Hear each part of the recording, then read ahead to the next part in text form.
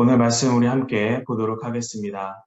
오늘 말씀은 창세기 21장 22절에서 34절에 있는 말씀입니다. 저와 함께 교독하시겠습니다. 그때 아비멜렉과 그의 군대 사령관 비골이 아브라함에게 말했습니다. 그대가 하는 모든 일에 하나님께서 그대와 함께 하십니다. 그러니 그대가 이제 나나 내 자식이나 내 자손들을 속이지 않겠다고 여기 하나님 앞에서 내게 맹세하십시오. 내가 그대에게 친절을 베푼 것처럼 그대도 내게 또 그대가 이방 사람으로 살아가고 있는 이 땅에 호의를 베푸시기 바랍니다. 아브라함이 말했습니다. 제가 맹세합니다. 그리고 나서 아브라함은 아비멜렉의 종들이 빼앗은 우물에 대해 항의했습니다. 그러자 아비멜렉이 말했습니다. 누가 이렇게 했는지 나는 모릅니다. 당신도 내게 이 일에 대해 지금까지 말해주지 않았습니다. 나는 오늘에야 비로소 이 일에 대해 들었습니다. 아브라함이 양과 소를 가져다가 아비멜렉에게 주고 그 두 사람이 언약을 맺었습니다. 아브라함이 이 새끼 암양 7마리를 따로 떼어 놓았습니다. 아비멜렉이 아브라함에게 물었습니다. 당신은 왜 새끼 암양 7마리를 따로 놓았습니까? 아브라함이 대답했습니다. 이 새끼 암양 7마리를 제 손으로 받으십시오. 이것으로 제가 이 우물을 판 증거로 삼으십시오. 거기서 이 두 사람이 맹세했기 때문에 그 장소를 브엘세바라고 불렀습니다. 브엘세바에서 언약을 맺고 난 후 아비멜렉과 그의 군대 사령관 비골은 블레셋 족속의 땅으로 돌아갔습니다. 아브라함은 브엘세바에서 에셀나무를 심고 그곳에서 영원하신 하나님 여호와의 이름을 불렀습니다. 34절 함께 읽겠습니다. 아브라함은 블레셋 족속의 땅에서 오래 머물러 살았습니다. 아멘. 오늘도 주님께서 주신 약속을 붙잡고 살아가는 여러분 되시기를 소망합니다. 저희가 지금 창세기 12장부터 아브라함에 대해서 계속해서 쭉 보고 있습니다. 이렇게 보았을 때 아브라함은 처음부터 아주 믿음이 강한 사람은 아니었던 것 같습니다. 하나님의 부르심에 순종을 하였지만 순간순간에 흔들리는 모습을 보입니다. 이처럼 아브라함은 우리와 같은 똑같이 연약한 존재인데 하나님께서 택하셔서 믿음의 조상으로 세우십니다. 이 모든 것이 하나님의 은혜로 이루어진 것이고 오늘 말씀을 통해서도 그 하나님의 은혜가 우리는 볼 수가 있습니다. 우리 22절과 23절 말씀 함께 읽도록 하겠습니다.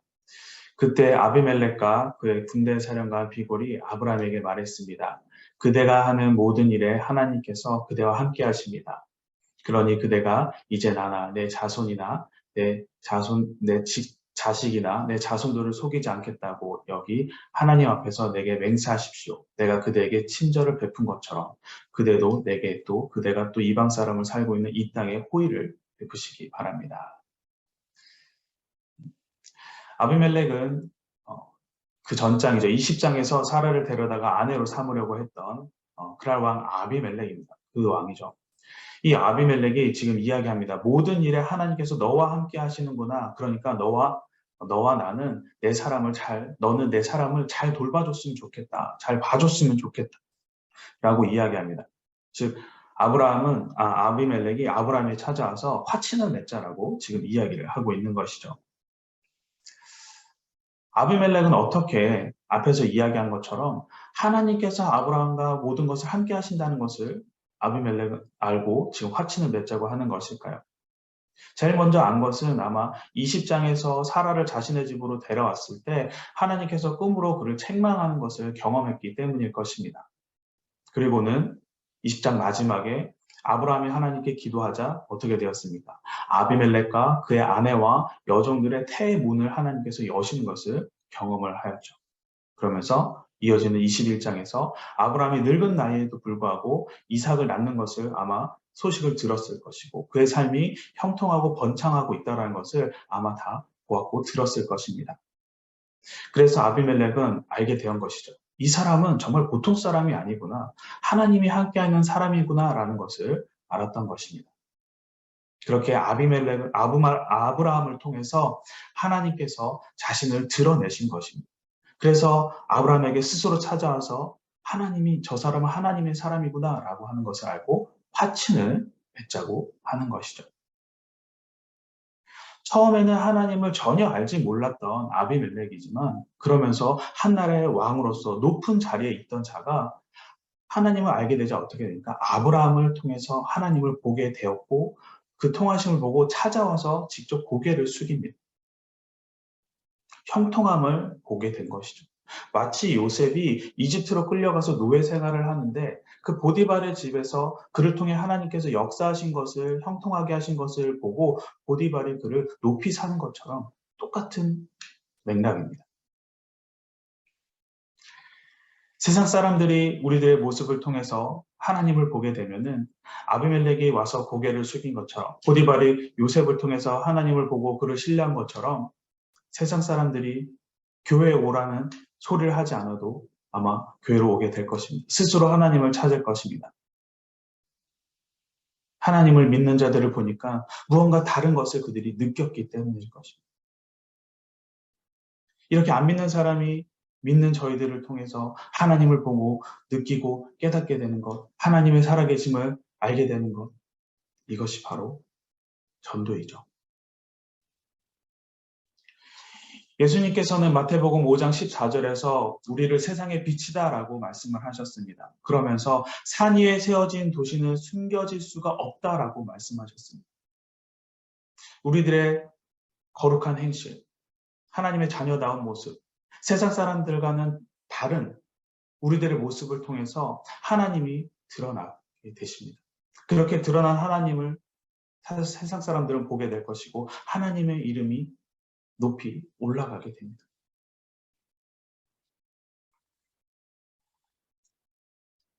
그렇기 때문에 우리들은 이 땅 가운데 살아갈 때 교회 안에서만 하나님의 자녀다운 모습으로 살아가서는 안 됩니다. 교회와 세상을 분리해서 살아가서는 안 돼요. 교회뿐만 아니라 세상에서도 인정받고 칭찬받는 세상 사람들에게 선한 증거를 우리는 보여야만 합니다. 하나님을 알지 못하는 자들이 우리를 통해서 하나님을 보기 때문입니다. 그래서 우리의 말 한마디, 우리들의 제스처나 표정들 하나하나를 조심해서 세상 사람들과 동일한 모습으로 살아가지 않고 하나님의 거룩한 자녀다운 모습으로 살아가야 합니다.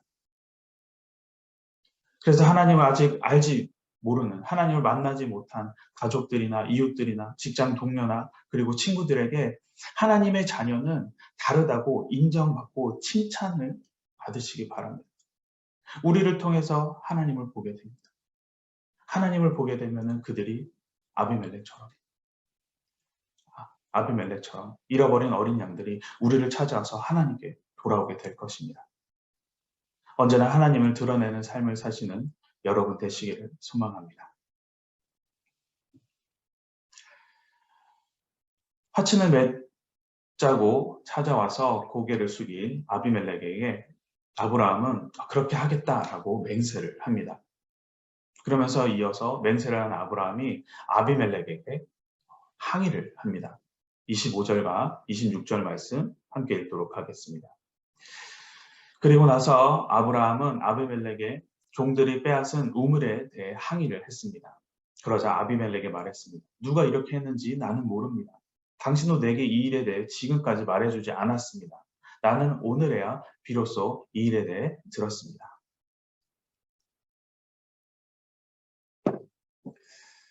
아브라함은 당시 유목민으로 살아가고 있었습니다.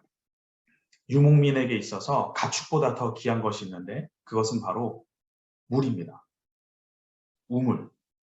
아무리 가축이 많아도 물이 없으면 말짱 도루묵. 그래서 우물은 당시 유목민에게 가장 귀한 재산 중에 하나였습니다. 그런데 그 우물을 아브라함이 빼앗겼습니다. 보통 사람 같으면은, 보통 유목민 같으면은 그 자리에서 난리가 났겠죠. 그러면서 이것을 빼앗으라고 한 네 주인 나오라고 하면서 그들을 찾아갔을지도 모릅니다. 하지만 지금 아비멜렉과의 대화의 그 내용을 보면은 아브라함은 그렇게 하지 않았음을 확인합니다. 그러면서 그 상황에서 꾹 참고 있었다라는 것을 우리는 느끼게 됩니다. 아브라함이 지금까지 참고 있었던 것은 아브라함이 빼앗긴 것을 찾으려는 용기가 없는 사람이 아니어서 왕이니까 자신이 피해를 볼까 봐 걱정이 되어서 참았던 것이 아닙니다. 만약에 그런 것을 걱정하고 용기가 없는 사람이었으면 아마 조카 롯을 찾으러 식구들을 모두 데리고 아마 데리러 가지도 않았을 것입니다. 아브라함이 이전에 아비멜렉의 그 종들에게 빼앗겼을 때는 꾹 참았다가 지금 아비멜렉이 찾아왔을 때 그에게 화친을 맺으면서 이 일을 이야기한 것은 아브라함은 하나님께서 허락하신 때가 언제인지를 정확하게 알고 있었기 때문입니다.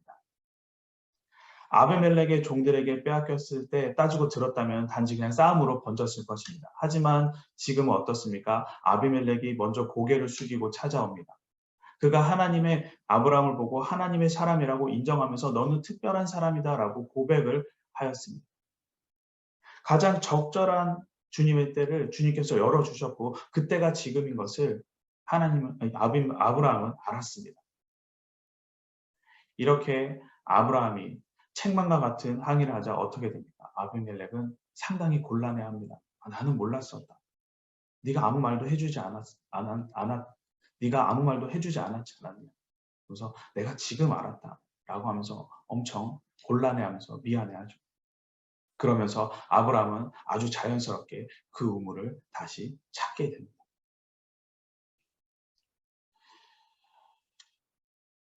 하나님께서는 언제나 우리들 편에 서 계시는 분이십니다.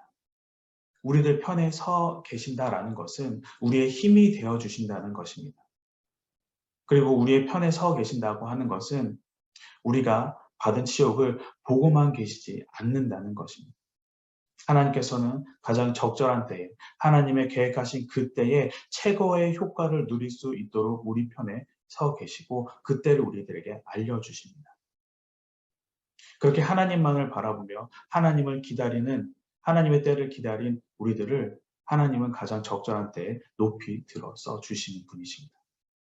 그렇기 때문에 지금 조금 손해를 보는 것 같아도 지금 내가 조금 어리숙해 보인다고 부끄럽더라도 조금 내가 오해를 받더라도 여러분 괜찮습니다.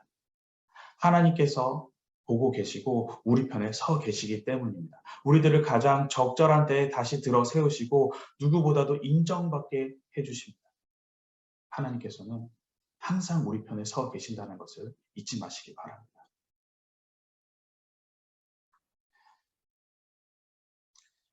창세기 20장 15절을 보면은 아브라함과 아비멜렉은 그때 당시에 구두 계약을 맺는 내용이 있습니다. 거기서 아비멜렉이 뭐라고 이야기하냐면은 나의 땅이 너의 앞에 있으니 너가 살고 싶은 대로 가서 살도록 하여라라고 이야기를 합니다. 땅을 주겠다라고 아비멜렉이 이야기를 합니다. 그래서 아비멜렉부터 아브라함은 땅을 받습니다. 그 땅을 받았다고 하는 것은 그 땅에서 갖고 있는 우물이 다 아브라함의 것이라는 것이죠. 그런 구두로 약속을 하였습니다. 하지만 아비멜렉의 종들이 찾아와 우물을 다시 뺏어가죠. 이전에 이런 구두로 한 계약에 대한 그런 과거가 있어서 그런 아픔이 있어서 오늘 말씀에서 아브라함은 정확한 증거를 남기고 있습니다. 우리 30절과 31절 말씀 함께 읽도록 하겠습니다. 아브라함이 대답했습니다. 이 새끼 암양 7마리를 제 손에서 받으십시오. 이것으로 제가 이 우물을 판 증거로 삼으십시오. 거기서 이 두 사람이 맹세했기 때문에 그 장소를 부에세바라고 불렀습니다. 이전 창세기 20장에서 아비멜렉이 아브라함에게 말한 것은 그것도 분명한 진실이었습니다. 구두로 전해졌지만 구두로 전해졌기에 단지 그게 좀 잘 전달이 되지 않았던 것 같습니다. 사람들이 믿지 못해서 종들이 그것을 자신들의 것이라고 뺏는 일이 그래서 벌어지게 되죠. 이에 아브라함은 정확한 증거를 남김으로써 후대 사람들이 모두 믿을 수 있도록 하였습니다. 그래서 확실한 증거를 남기기 위해서 맹세 우물, 그 약속의 우물이라는 부엘세바를 아브라함은 자신의 소유권을 인정하도록 아비멜렉에게 맹세하게 합니다. 그것도 절대 다시는 이런 일이 없도록 확실한 소유권을 인정하게 함으로써 암양 7마리, 그 7이라는 그 완전하고 영원한 증거를 남깁니다. 후대 사람들이 영원히 믿을 수 있도록. 하나님께서는 우리들에게 하나님의 살아계심을 수많은 기록들을 통해서 우리들에게 알려주셨습니다. 우리를 향한 사랑과 구원해 주심에 대한 정확한 증거를 남겨주셨어요. 무엇보다 확실한 증거가 되는 것은 하나님의 아들이시면서 이 땅에 인간의 몸으로 오셔서 우리들의 죄 때문에 십자가에 달려 돌아가시고 사흘 만에 부활하신 예수 그리스도가 우리를 향한 하나님에 대한 사랑과 구원의 확실한 증거가 되십니다. 이런 명확한, 확실한, 영원한 증거를 우리는 절대 잊어서는 안 됩니다. 우리 33절과 34절 말씀 함께 읽도록 하겠습니다. 아브라함은 브에세바에 에셀 나무를 심고 그곳에서 영원하신 하나님 여호와 이름을 불렀습니다. 아브라함은 블레셋 족속의 땅에서 오래 머물러 살았습니다. 여호와 이름을 불렀다, 33절에 여호와 이름을 불렀다라고 하는 것은 여호와의 이름을 높여 예배를 드렸다라는 것입니다. 이 예배를 드리기에 앞서 아브라함이 한 행동은 무엇입니까? 나무를 심는 것인데 에셀 나무를 심었다라고 합니다. 에셀이라고 하는 뜻은 작은 숲이라는 뜻입니다. 이 작은 숲이라고 하는 이 나무는 어떤 나무냐면 보통 높이가 한 10m 정도 된다고 합니다. 그리고 뿌리는 한 30m까지 깊이 뻗어 나가는, 그리고 오래된 나무, 오래된 에셀 나무는 30m가 아니라 100m까지도 뿌리가 자란다라고 합니다. 아주 깊이 내려가고 생명력이 있는 나무입니다. 그만큼 그 나무를 통하여서 그 자리는 그늘이 생겨나겠죠. 그래서 예전에 그 광야와 사막 지방에는 물을 찾아 깊이 뿌리 내리는 에셀 나무들을 심었다라고 합니다. 그래서 깊이 뿌리 내린 에셀 나무가 자라서 그늘이 만들어지고 그 그늘 안에서 사람들이 쉼을 얻었습니다. 아브라함이 에셀 나무를 심은 것은 단순히 그런 그늘을 통한 쉼을 얻기 위한 의미도 있지만 그것만이 아닙니다. 더 중요한 의미가 있어요. 지금까지 아브라함의 삶은 어떻습니까? 정착한 땅이 없었습니다. 계속 유목민으로서 이동하는 삶을 살았습니다. 분명 12장에서 하나님께서 아브라함을 부르시면서 너의 후손을 주겠고 땅을 주시겠다라고 하셨는데 이전까지는 이 약속이 이루어지지 않았습니다. 그러다가 이번에 25년 만에 하나님께서 약속하신 이삭을 주셨어요. 그러면서 이제 땅을 주셨습니다. 그러자 이 땅 가운데 아브라함이 에셀 나무를 심었어요. 드디어 아브라함에게 정착할 땅, 하나님의 약속이 지금 이루어지고 있는 것입니다. 그래서 하나님께서 아브라함과 맺으신 그 약속에 대한 성취의 증표로 아브라함은 그 땅에 에셀 나무를 심었습니다. 영원한 생명력이 있는, 강한 생명력이 있는 그 약속의 증표. 사랑하는 성도 여러분, 지금은 우리들의 약속이 하나님께서 하신 말씀이 명확하게 보이지 않을 수도 있습니다. 무엇인지 몰라서 헷갈릴 수도 있고 어쩌면 깜깜해서 전혀 감이 잡히지 않을 수도 있습니다. 하지만 하나님은 어떻습니까? 아브라함에게 약속을 하셨고 결국 그 약속을 지키심으로 아브라함에게 에셀 나무를 심게 하셨듯이 우리에게도 약속을 하셨고 그 하신 약속은 이루어지실 것입니다. 아브라함과 같이 약속을 이루시는 하나님을 예배하며 감사하며 우리들에게 에셀 나무를 심게 하실 것입니다. 하나님께서 이 땅에서 우리에게 주신 약속들이 곧 이루어질 것을 기대하시기 바랍니다. 하나님께서 하신 그 약속을 성취하는 성취하심에 그 은혜에 감사하시기 바랍니다. 주님을 향한 소망을 품고 살아가는 여러분 되시기를 주님의 이름으로 간절히 소망합니다. 오늘 우리 함께 기도하도록 하겠습니다. 지금 이 시간 우리 함께 기도할 때에 주님을 알지 못하는 자들이 우리의 모습을 통해서 주님을 보기를 소망합니다. 주님을 드러내는 삶을 살게 하여 주시고 주님의 이름을 높이는 자들이 되게 하여 주시옵소서. 주님의 넘치는 채우심을 기대합니다. 주님의 때를 묵묵히 기다리는 자가 되게 하여 주시고 주님께서 하신 약속에 대한 소망과 그 약속 성취에 대한 감사의 예배를 드리는 자가 되게 해달라고 지금 이 시간 우리 함께 기도하도록 하겠습니다.